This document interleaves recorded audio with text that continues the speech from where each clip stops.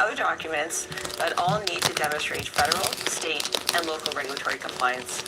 Micro-business licenses are a great way to pave a path into Missouri's cannabis industry for anyone who may be at a disadvantage when it comes to getting a standard license. Cannabis businesses have proven to be very profitable since there is a strong consumer demand that creates some of the highest prices in the country. This won't last forever, so it's important to get in on the ground floor and develop your business while it's in this extremely profitable period. Micro-business licenses give businesses many options when it comes to operations, and applying comes with minimal risk since the fee can be refunded.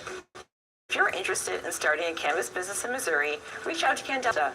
We've helped over 300 cannabis businesses with their licenses and operations. We're very familiar with Missouri's cannabis industry and the micro-business application process. Learn more by calling our hotline today. I'm Dr. Sherry Boudram, CEO of Candelta, signing off.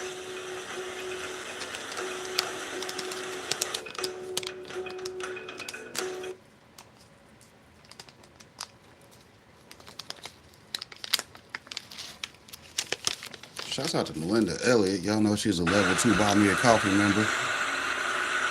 This is my first layer of color. I need to maybe go back and fill in a few little spaces, but I'm supposed to start with the light color first and the skin first if I can. Well, really the lightest color on the page first. And the skin appears to be the lightest color on the page. And, yep, this is my first layer. I'm going to go on to my second layer. So here is my second layer, starting to do some shadowing. And then, I have a third even darker layer around the edges.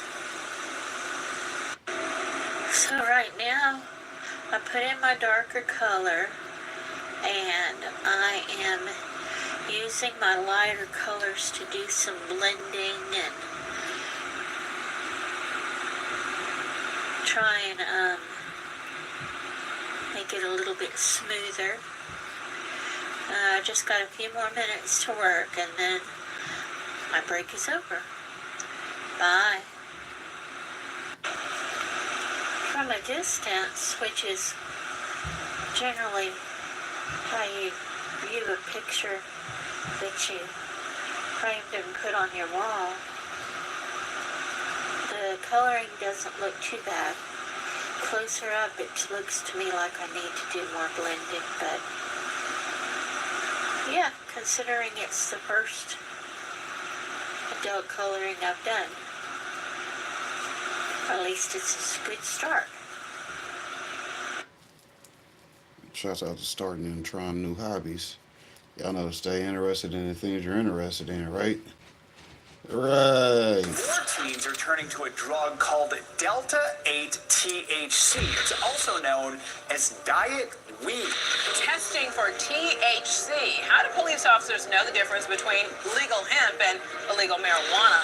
What's the question people are asking after Charlotte Metro Police released body camera footage showing a controversial arrest that happened last month? The couple in that arrest claimed they were smoking something they legally bought from a smoke shop. And Casey, how can officers know the difference? Well, short answer is there's no way to tell the difference. Drug dogs can't even sniff out the difference because both plants contain THC.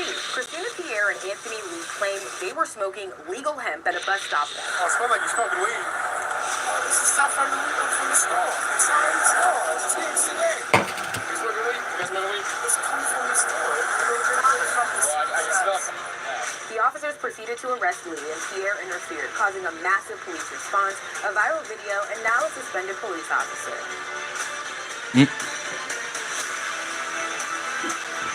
So, despite the fact that THCA is legal across the U.S. thanks to the hemp bill, more commonly known as the Farm Bill, a lot of people are still finding themselves in trouble when it comes to this plant. Also, we've been seeing a trend where a lot of lawmakers are actually cracking down on this market, claiming that it's causing harm, it's unregulated, and it's going to cause a lot of public health issues. Now, ever since the Farm Bill was signed into law, a lot of people have been claiming that this THCA is in fact a loophole and allows people to just straight up sell